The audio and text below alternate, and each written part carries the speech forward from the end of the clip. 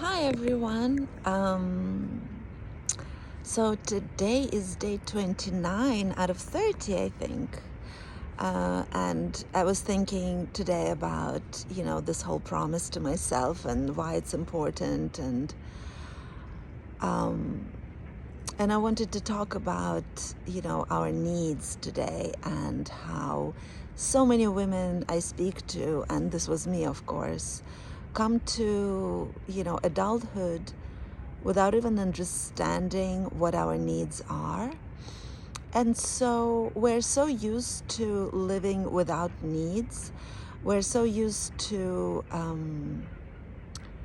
not having agency to get our needs met because we don't have the experience maybe of how it was or should have been in childhood, where somebody was actually very attentive and attuned to our needs, and we got always exactly what we needed.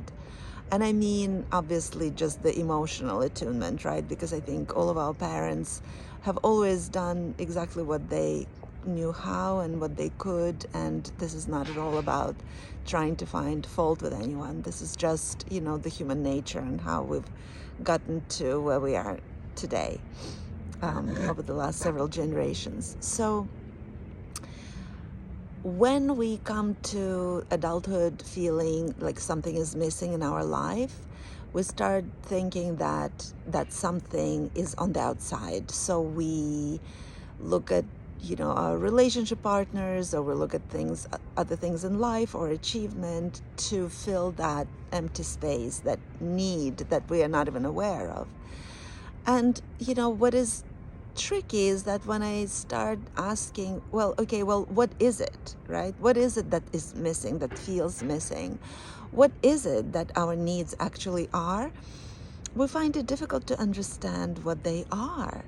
And then what is, also quite touching and sad at the same time is that when we do start realizing that we want maybe deeper connections with other humans, or we want to have more fun or more pleasure or more rest, we realize that we have no skills in meeting those. We have no skills in respecting our own needs, in even caring what our needs are. We're so always focused on other people and their needs and how to fulfill their needs that we don't even understand how to get to what our needs are. And then when we do identify them, we realize that we're too afraid to be vulnerable. We try to avoid rejection. We don't want to hear no. All these rather childhood adaptations, not really behaviors of adult. So this is what we're dealing with, and this is what we're confronting.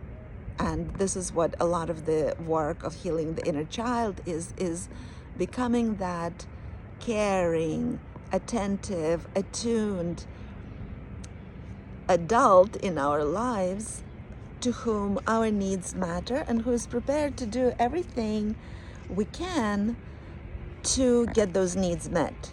And that includes being vulnerable, asking for help, or reaching out to a person we'd like to see, even if that means we may be rejected.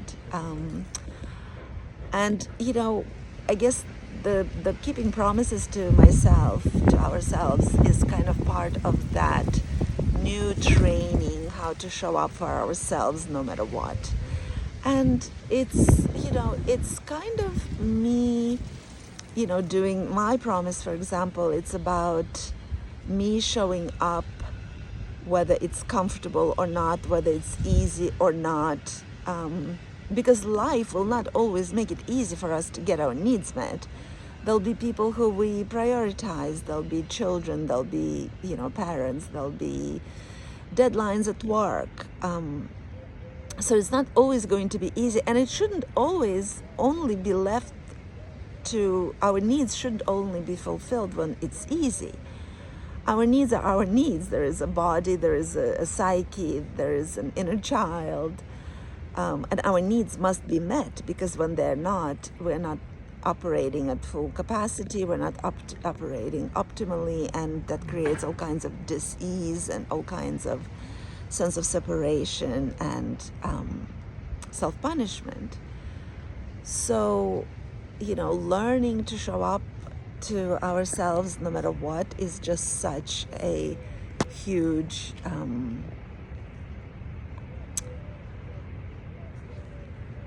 new relationship. It's a big new relationship that we're creating with ourselves, and healing the fact that kind of healing and showing evidence that our needs matter and that we are here for ourselves no matter what.